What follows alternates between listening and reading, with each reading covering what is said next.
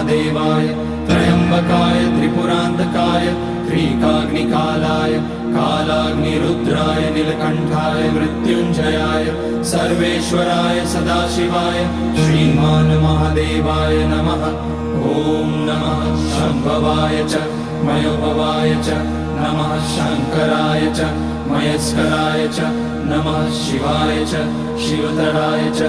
ओम त्र्यंबकं यजामहे सुगंधिं पुष्टिवर्धनम् उर्वारुकमिव बन्धनान् मृत्योर्मुक्ष्यमामृतात्। नागेन्द्रहाराय त्रिलोचनाय भस्मांगराय महेश्वराय नित्याय शुद्धाय दिगंबराय तस्मै नकाराय नमः शिवाय।